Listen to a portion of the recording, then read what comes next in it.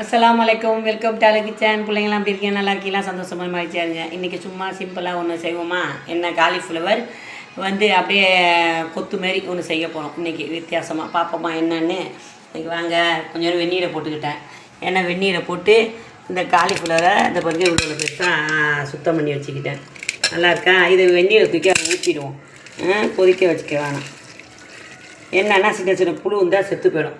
ஓகேவா? அதுக்காக தான் இந்த பாருங்க தேவை சுடுது. கழுவிட்டு இதை எடுத்து வச்சுட்டேன். ஏன்னா அந்த கொஞ்சம் நல்லா அலசிட்டு அந்த ஏதாவது சின்ன புழு நம்ம சுத்தம் பண்ணிட்டோம். புழுவாக இருந்தாலும் அது நம்ம செத்து போயிடும். அதை நம்ம எடுத்து வச்சிடலாம். ஓகேவா? நம்ம கொஞ்சம் எண்ணெயை ஊற்றிக்கிறோம். ஓகேவா? ஊற்றிக்கிட்டு இந்த வெங்காயத்தை ஒரு 2 வெங்காயம் பெரிய வெங்காயமாக எடுத்துங்க. நல்லா போட்டுட்டு நல்லா வதக்கிடுவோம். நல்லா வதக்கும்.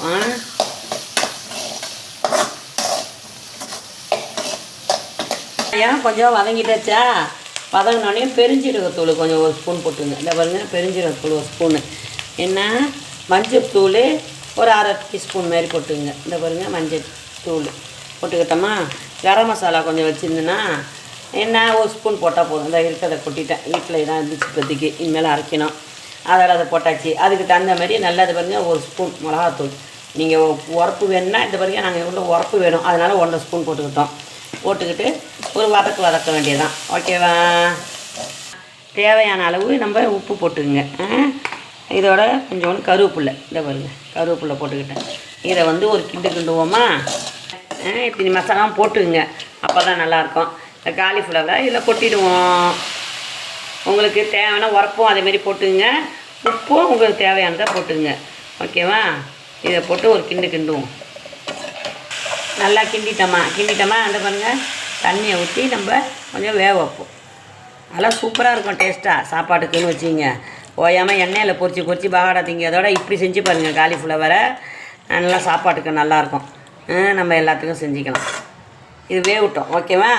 இது வெந்த பிறகு போவோம். இன்னும் கொஞ்சம் தேவையான அளவு கொஞ்சம் தண்ணி ஊற்றி வேவிங்க. ரொம்ப ஊற்றுனீங்கன்னா கொலன்னு போயிடும். அந்தமாரி வைக்காதீங்க. திட்டமாக தண்ணி ஊற்றி இது பிறகு இந்த அளவு தான் தண்ணி ஊற்றிடுங்க. ஏன்னா நிறையா ஊற்றினீங்கன்னா கொலன்னு ஆகிடும். நல்லா இருக்காது. இதெல்லாம் முடிச்சிட்டு இருக்காது. அப்புறம் இது வேகட்டும். வெந்த பிறகு பார்ப்போம். சரி, பார்ப்போமா? வந்தாச்சு. ஓகேவா? நம்ம இந்த பாருங்க, தண்ணியில் ஊற்றிச்சா கரெக்டாக வந்துருக்கு பாருங்கள். கொஞ்சோன்னு இல்லை தண்ணி இருக்கா? இதுக்கு என்ன செய்வோம்னா, நம்ம ஒரு முட்டையை அதை எடுத்துக்கலாம். ஊற்றிருக்கேன். அப்படி அடித்து விட்டு இப்படி கிண்டி விட்டு நம்ம அதை ஊற்றிடுவோம்.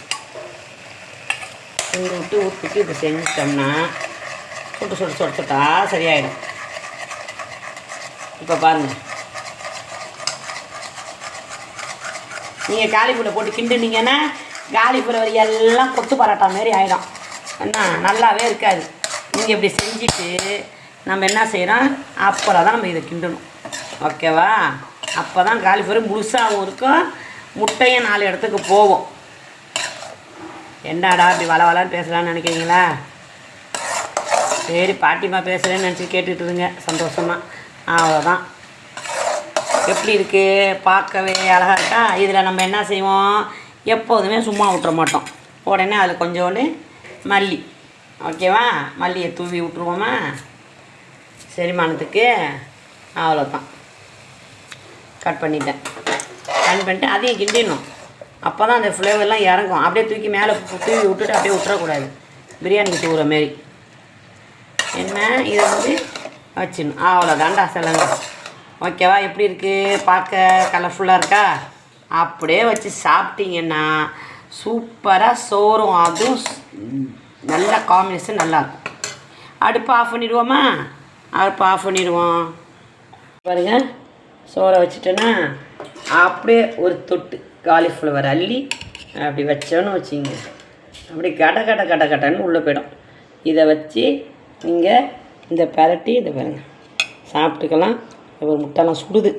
ஓகேவா? இப்படி வச்சு சாப்பிட்ற வேண்டியதுதான். எப்படி நல்லா இருக்கா?